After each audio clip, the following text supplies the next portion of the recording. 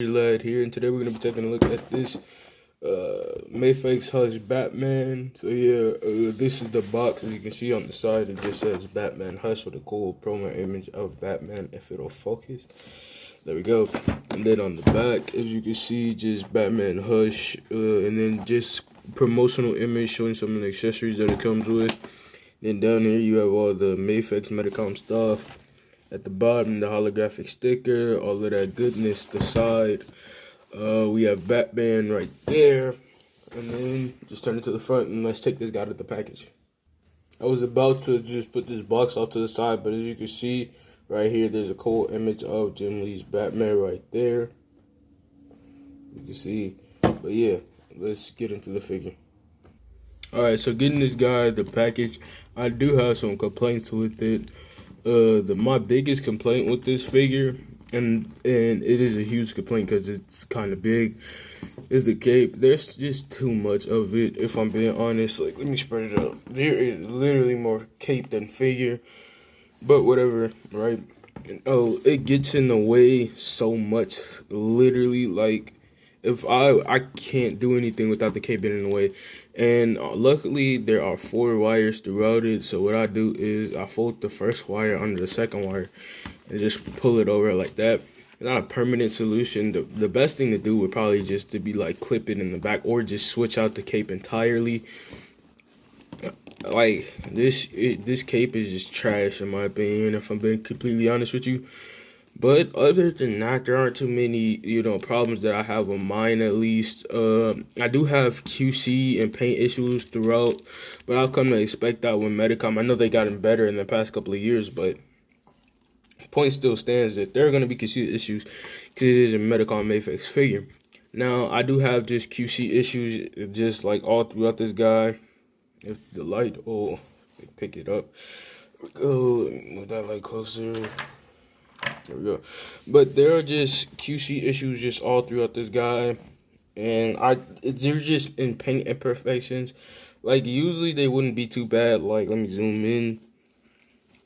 You can actually see this if it'll focus. Is it gonna focus? There we go.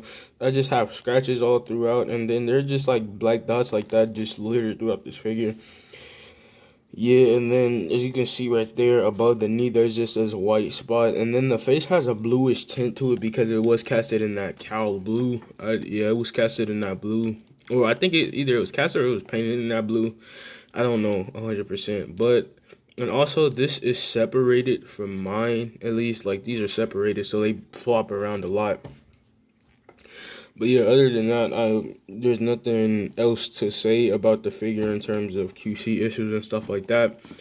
So yeah, let's go over articulation, then accessories, then scale, and then we'll get out of here. So for articulation, he looks up about that much using the neck and head joint. He looks down that much, and then he has great tilt.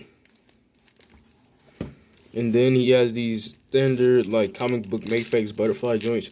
It's a little tight going forward and back on mine, at least. Like, a little scary tight sometimes. So I don't use it forward and back. Arm popped off. And that's another thing. If you push it a little too far, it pops off. But I'm glad it does that instead of breaking. But as you've seen it goes up about that far. And then he has a butterfly joint. Then double jointed elbows. And then he has a Medicom Mafex standard, I guess you could say, wrist joint right there. And then at the ab section, he crunches that far forward, which is amazing. Crunches that far back, which is good. But if you crunch it this far back, you'll reveal the peg in there.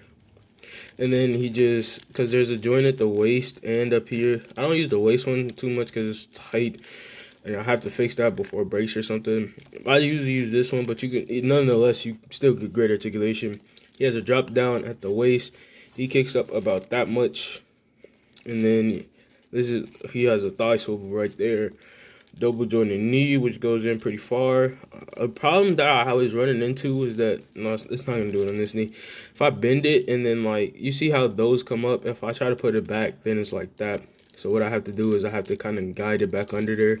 Hopefully mine doesn't break or nothing like that.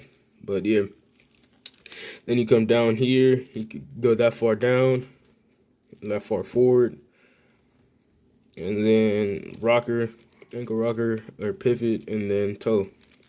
So yeah, this is a Batman that can surely move, I guess. He has great, just like he just has great articulation nonetheless, I guess.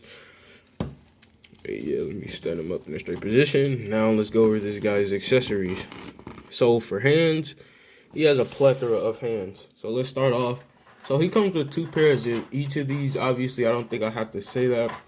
But he comes with these relaxed open hands right there. As you can see for the focus. With these hands right here. Wants to focus on Batman. Let me move him out of the way. It's not gonna focus, but you come with those hands. Then you come with the exact same hands, just slightly more spread out in action pose, I guess. It's not gonna focus, is it, at all? There we go.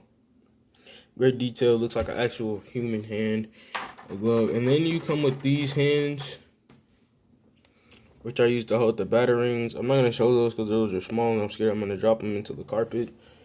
So with those hands, then you come with a pair of these hands right here. With 2 of these actually, with the grapple gun attached to it. You come with 2 of these, left and the right. You just plug the grapple hook into there. Speaking of that, there's one that isn't shot, but I dropped it into the carpet and now I can't find it. But basically, you just put this in the hole like that, and it looks like he's firing his grapple gun. And then he comes with these hands where the cape, where it's basically a fist but spread open like this. I'm not gonna show those off because there's no point. They're just exactly fist. Then my favorite hands with the batarangs in them. Oops, and I just dropped that. I'll get it later. And then he comes with this teeth gritted head right here, which is pretty good, This is standard teeth gritted head. There's nothing really, right home about it. He comes with the Bruce Wayne head, but that's in a bin, a storage bin, because I was gonna use it as fodder.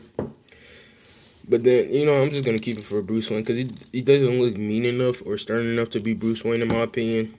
So until I get a better Bruce Wayne head, that's what I'm going to use. This is not going to focus. Okay, there we go.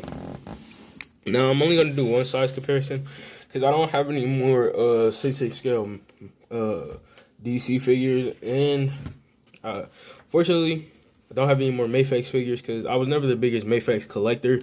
Only had one, which was the Mafex Wolverine, and that guy broke on me. So, yeah, it was the Tiger Stripe one. If you go down on my YouTube channel and see it, like in a stop motion, or you can go to my TikTok page. But yeah, I only have one 6-inch scale DC figure, which is a custom Red Hood, and he looks rough. I know I have to get him a better jacket eventually. But yeah, this is the reason this is kind of the reason I got this Batman figure, was to kind of compare him up to this Red Hood figure right here. I mean, he looks pretty great nonetheless with any 6-inch scale figure, really. I don't have any more with me right now. But yeah, honestly, I think these two look good together. This is under the Red Hood, and if you want me to make a video on that, I will. But yeah, this is a pretty great figure. I say a solid 7.8 out of 10. Another complaint I have, well, it's not really a complaint. It's based off Gemini's artwork, but I think his legs are a little too scrawny. Or not scrawny, just a little skinnier than I was expecting for his upper body. Doesn't look a little proportionate. And then there's, like I said, there's a bluish tint to the face. And then the biggest gripe that I have is this guy's cape. It just gets in the way. Like, even when I fold it over, the wire doesn't want to work now. So, well, it works. I don't know. I'm just going to replace it. That's the bottom line. I'm just going to end up replacing this guy's cape. But other than that, he's a pretty fun figure. He like he falls into poses like very naturally. But yeah, see, you could just get him posed up like this. I used to say this is, see, just like jumping and punching at somebody or having him and Red Hood going at it. But yeah, this guy is just all around an amazing figure. I do recommend it to any Batman fan out there that's in the Medicom Mafex or just 6-inch scale figures in general. But yeah, this has been a Figure Lad review. Figure Lad signing out.